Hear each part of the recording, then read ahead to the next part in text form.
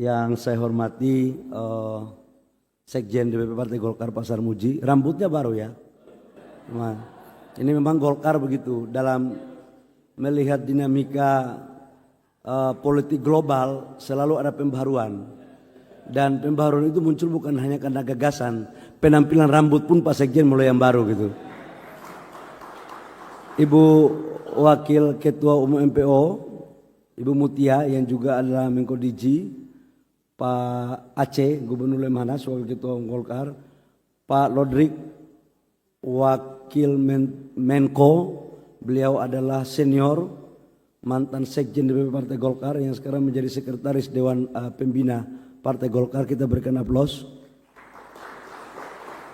Ketua Satkar Ulama, Bang Muspihin dan Bang Rambe, ini Pak Burhan yang saya hormati, saya kagumi karena kecerdasannya.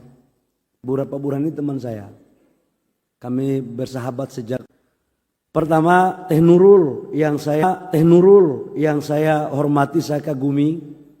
Saya sebenarnya ada rapat saya itu saya perpendek karena sebentar saya jam 6 harus ketemu sama bos besar karena diperintah oleh Teh Nurul. Jadi WA-nya Teh Nurul ini membuat saya suka atau tidak suka harus datang ke acaranya Teh Nurul ini. Itu.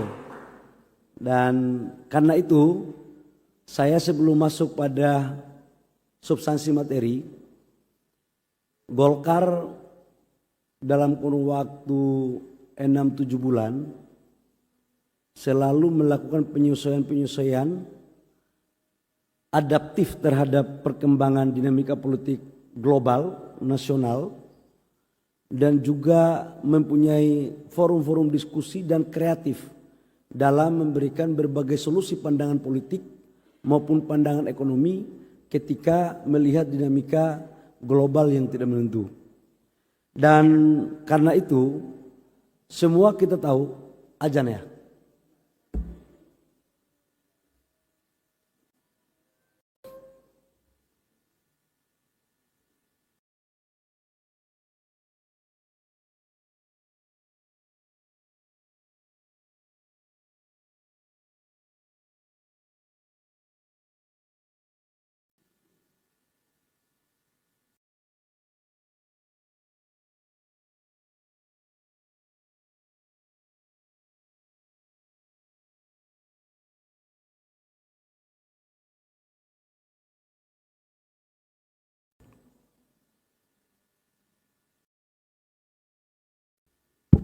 Baik, saya lanjut. Ini Pak Aceh ini Wakil Ketua Umum MPO 1. Beliau lah gubernur, satu-satunya gubernur di Indonesia yang tidak melewati pilkada, itu cuman Pak Aceh. Nah kan, ini Pak Aceh ini. Gubernur yang lain butuh dukungan partai politik dan butuh pemilu pilkada, Pak Deputi. Kalau yang ini pasti daerahnya nggak konflik. Karena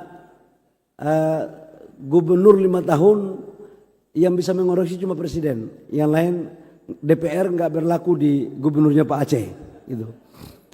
Nah Bapak Ibu semua, teman-teman media, kita tahu bahwa kondisi geopolitik sekarang ini tidak menentu. Dan kondisi ini sebenarnya sudah terjadi sejak tahun 2016-2017. Kalau kita mau urai, sejak munculnya perang dagang antara China dan Amerika. 2016-2017 ini memang dua kutub ekonomi besar ini sudah saling mempelajari kelebihan dan kekurangannya. Perang dagang itu kemudian tidak berakhir hanya break. Kenapa? Karena COVID. Tidak berakhir. Dan itu dilakukan oleh dua tokoh besar. Satu Presiden Amerika waktu itu adalah Donald Trump dan Presiden China Xi Jinping.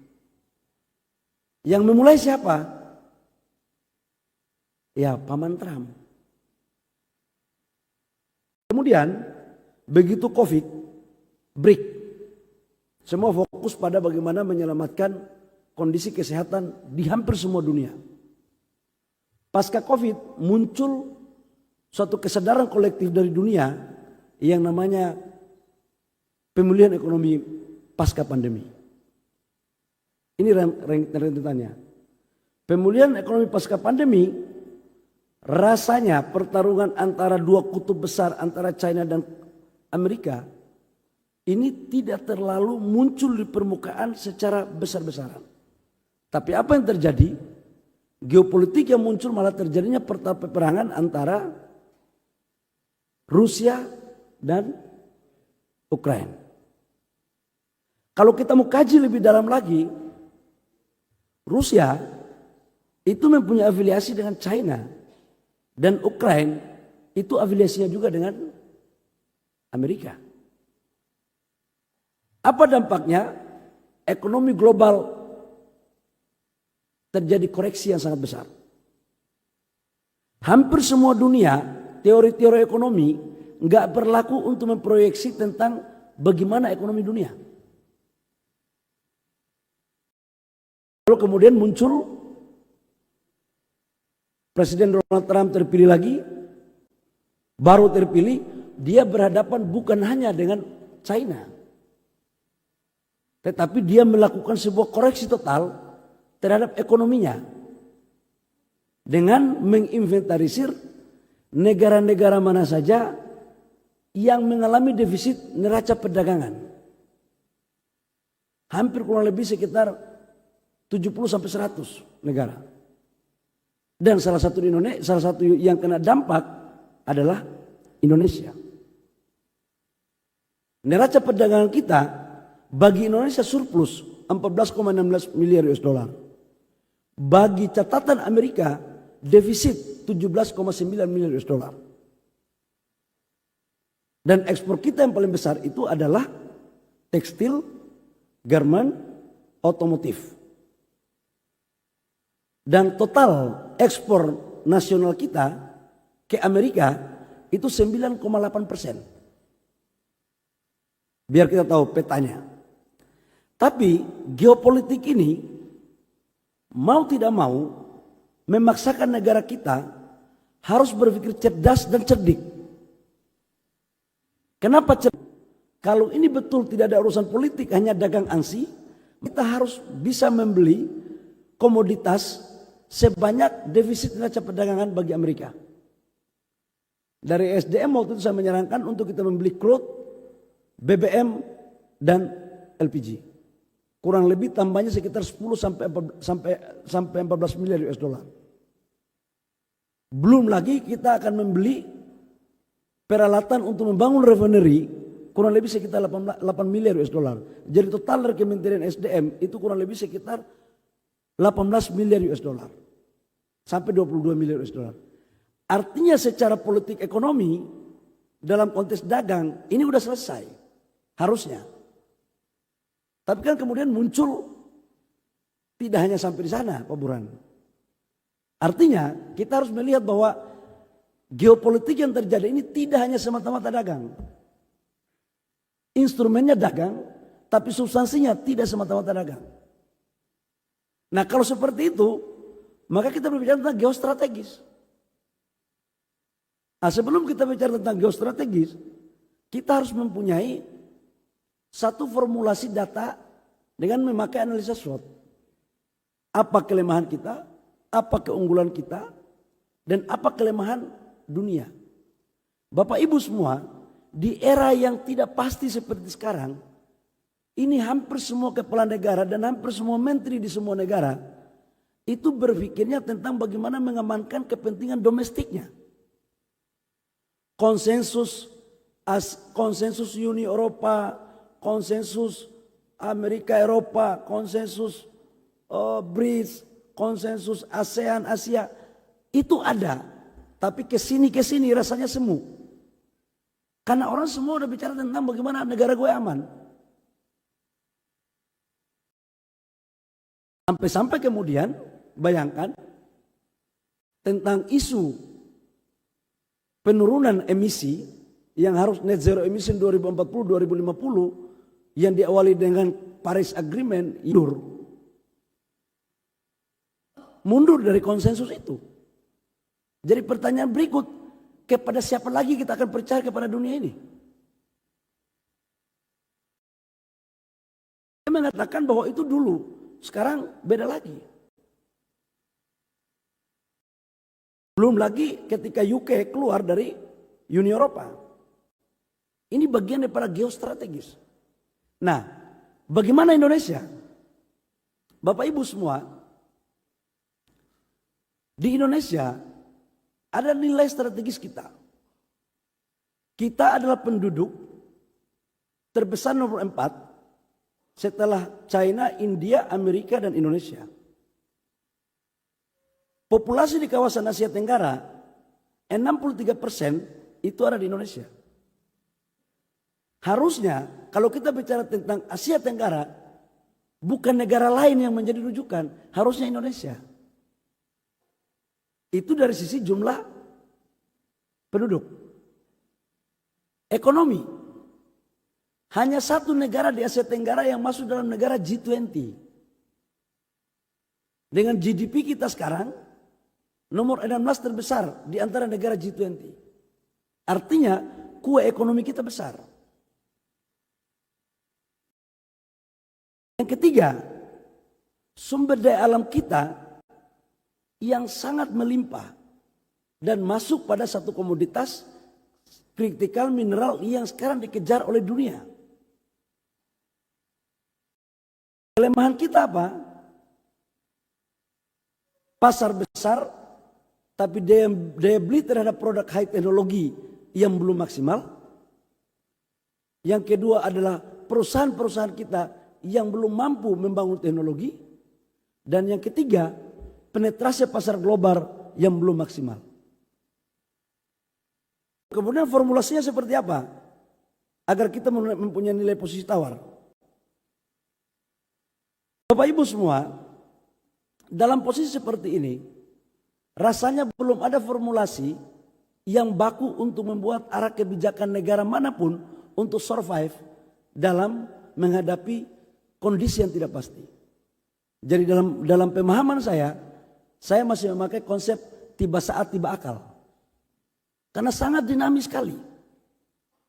Dan waktunya berubah begitu cepat.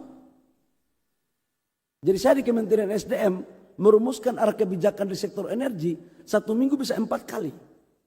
Karena kecepatan begitu. Kalau dulu ada satu referensi yang bisa kita pegang sebagai konsensus dunia. Tapi sekarang enggak, jangan kita percaya. Di antara negara sekutu aja udah enggak kompak. Bagaimana kita? Begitu belum selesai, muncul lagi sekarang ketegangan di kawasan India dan Pakistan. Ini akan berdampak pada ekspor kita juga. Sedikit banyaknya akan berdampak pada ekspor kita, khususnya batu bara dan CPO. Mudah-mudahan ini tidak terjadi, saya lagi mendesain. Nah, apa langkah konklusinya? Pertama, kalau kita ingin mengamankan kepentingan negara kita, tujuan negara kita ini kan bagaimana terjadinya keadilan sosial bagi seluruh rakyat Indonesia, terwujudnya masyarakat adil dan makmur, kesetaraan. Kuncinya di apa yang hari ini orang berbicara? Ini bicara ekonomi. Ribut-ribut ini semua sekarang orang bicara ekonomi. Peperangan sekarang itu peperangan ekonomi. Nah, bagaimana kondisi negara kita sekarang? Negara kita di kuartal pertama pertumbuhan ekonomi kita 4,85%. Dari 4,85% itu di breakdown kontribusinya adalah 53% konsumsi, 29% investasi, spending pemerintah yang belum maksimal karena baru di kuartal pertama, baru kontribusinya sekitar 2-3%, sisanya ekspor impor. Nah, kalau seperti itu, maka kita harus memperkuat daya beli, karena konsumsi itu ujungnya adalah daya beli. Orang kalau mau beli sesuatu harus ada kepastian pendapatan. Dan kepastian pendapatan itu bisa terjadi kalau ada lapangan pekerjaan. Dan lapangan pekerjaan itu terjadi tidak mungkin semuanya akan masuk PNS atau masuk di TNI Polri. Maka harus masuk di swasta. Dan swasta itu lewat apa? Investasi. Tapi investasi yang saya maksudkan dalam rangka mendorong menuju Indonesia Emas pada 2045 secara strategis, pendapatan per kapita kita syaratnya itu harus di atas 9.000 US dollar. Bahkan 10.000 US dollar. Nah kalau pendapatan kita di atas 9 sampai 10.000 US dollar, maka saya dapat pastikan upah daripada perusahaan itu tidak hanya mengandalkan upah UMR. Jadi harus peningkatan kualitas gaji. Dan itu lewat apa? Hilirisasi dan industrialisasi. Nah, sekarang kalau kita bicara tentang bagaimana mata dunia melihat Indonesia. Tuhan itu terlalu baik untuk Indonesia. Golkar sebagai salah satu partai yang paling tertua dengan doktrin karya kekaryaan yang telah melewati fase-fase dinamika dunia dari tahun 66, masa Orde Baru, reformasi, sudah sangat kenyang dengan dinamika ini. Maka pada tahun 2017-2018 itu salah satu yang menginisiasi, mendukung, menerjemahkan kebijakan pemerintah dengan membangun hilirisasi. Nikel kita itu, nikel sekarang ini menjadi barang langka dan barang mewah di dunia. Total cadangan nikel dunia 43% itu ada di Indonesia. 43%. Dan ketika orang berbicara tentang green energy, green industry, ketika orang berbicara tentang mobil listrik, maka komponennya itu ada sekitar 4. Nikel, kobalt, mangan, dan litium. Dan di Indonesia punya 3, satu aja nggak punya, litium. Jadi sekarang China, Jepang, Korea, Uni Eropa, Amerika, semua minta komoditas ini di Indonesia. Ini nilai strategis. Makanya ketika pada tahun 2020 kita menyetop ekspor ore nikel, Uni Eropa membawa kita ke WTO. WTO tidak Uni Eropa tidak pingin untuk nikel itu dilarang ekspor raw materialnya, harus maunya dikirim mentah aja. Kenapa? Karena memang sejak 350 tahun kita dijajah oleh Belanda, mereka ini sudah candu terhadap sumber daya alam kita. Mereka itu pingin Indonesia hanya mengirim barang mentah aja, mengirim barang mentah aja. Industrinya di luar, nilai tambahnya di luar. Nah kayak gini Golkar nggak bisa mentolerir. Maka di 2019, ketika waktu itu Pak Luhut jadi Menko Marinvest, beliau adalah waktu itu Dewan Penasehat Golkar ya, Pak Lodri ya, Dewan Penasehat Golkar, dan saya Menteri Investasi, menyetop ekspor ore nikel dengan berbagai macam ancaman dari dalam maupun luar negeri. Kita hadapi. Arahan Bapak Presiden waktu itu, Pak Jokowi di 2019-2020 mengatakan bahwa harus dihadapi. Saya katakan tuh Pak Presiden, Pak, sudah saatnya kita harus tegakkan kepala di dunia Eropa. Karena Indonesia merdeka bukan atas dasar pemberian, tapi Indonesia merdeka atas dasar perjuangan dan penuh pengorbanan.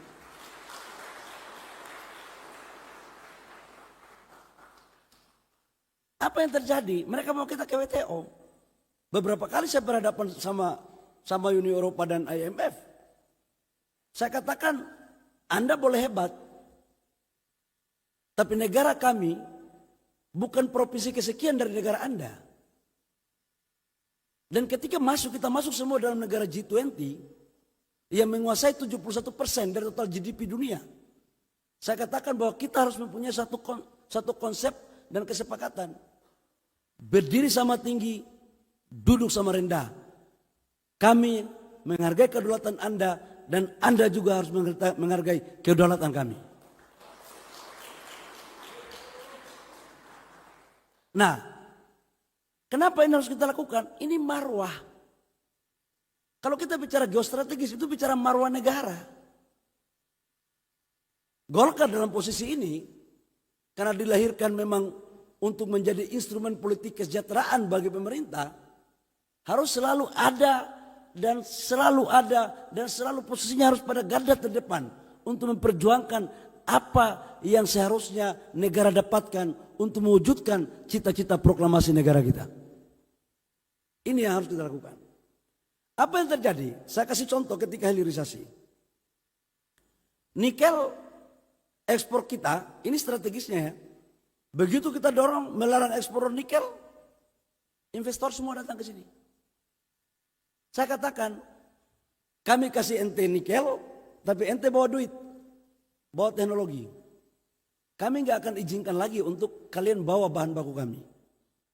Masuklah investasi dari Amerika, dari Eropa, dari China, dari Jepang, dari Korea. Apa yang terjadi Bapak Ibu semua? Nikel yang tadinya kita cuma ekspor 3,3 miliar US dollar pada 2017-2018, di 2034 total ekspor kita 34 miliar US dollar. Dan kita menjadi eksportir terbesar di dunia untuk urusan turunan daripada industri nikel. Orang mau cari baterai itu sekarang lebih banyak di Indonesia. Itu baru satu. Yang kedua, geostrategis kawasan kita. Orang membangun industri sekarang harus memakai green energy, energi baru terbarukan. Nah, salah satu di antaranya yang kita punya itu di kawasan Asia Tenggara di Indonesia paling banyak. Dan kita mempunyai CCS. CCS ini untuk menangkap carbon capture, CO2, ke eks sumur-sumur minyak. Nah, negara tetangga gak punya tuh. Itulah kenapa saya sampai hari ini belum mengizinkan ekspor energi baru terbarukan ke negara tetangga. Karena kita harus mempentingkan kepentingan nasional kita. Tidak bisa. Kelakuan lama-lama para senior kita, udah cukup kita belajar sama mereka. Jangan lagi negara-negara kecil-kecil itu menganggap kita ini masih bodoh seperti dulu. Enggak lagi. Karena saya yakin generasi sekarang belajar banyak pada generasi pendahulunya. Dan tidak mungkin kita akan melakukan kesalahan yang kedua dari apa yang pernah kita lakukan masa lampau. Enggak ada. Enggak ada. Saya pernah dihujat, kenapa enggak dikirim energi baru terbarukan? Saya bilang oke, saya kasih energi baru terbarukan.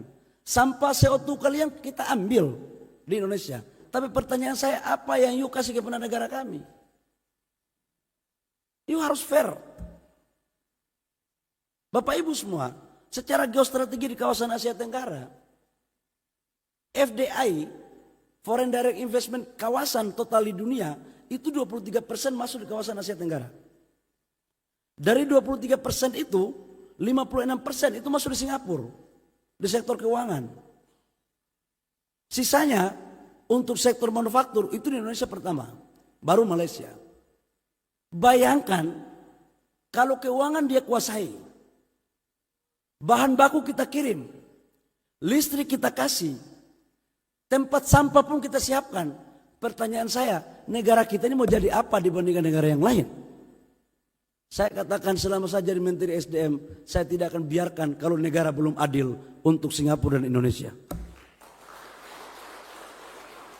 Ini kita bicara tentang nasionalisme. Kalau kita bicara geostrategis, itu bicara tentang nasionalisme.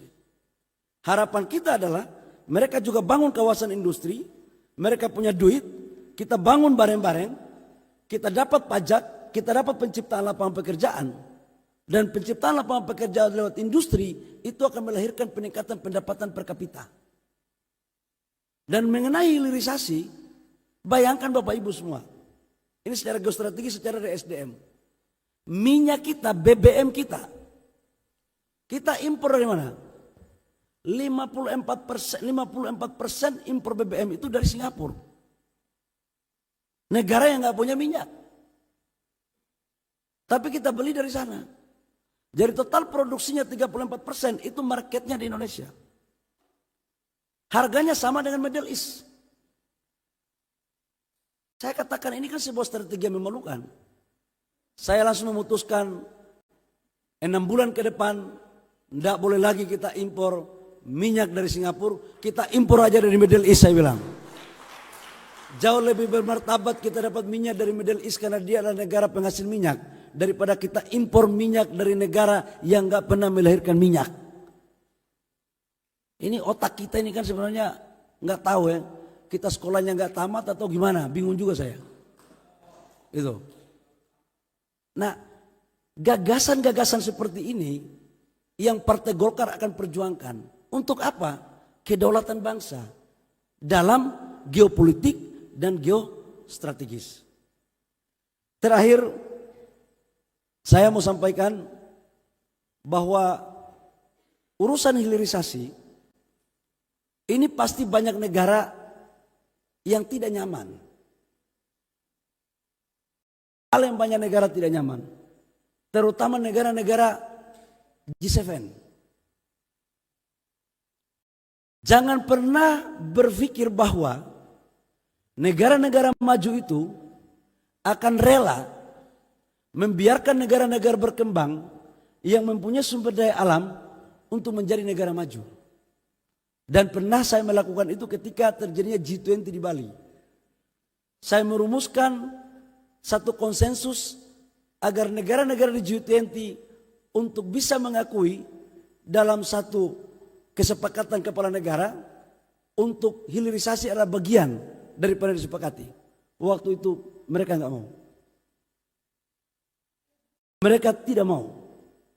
Terus saya katakan kepada mereka, kalau tidak mau, saya bilang, Inggris di abad 16, dia menguasai bahan baku tekstil.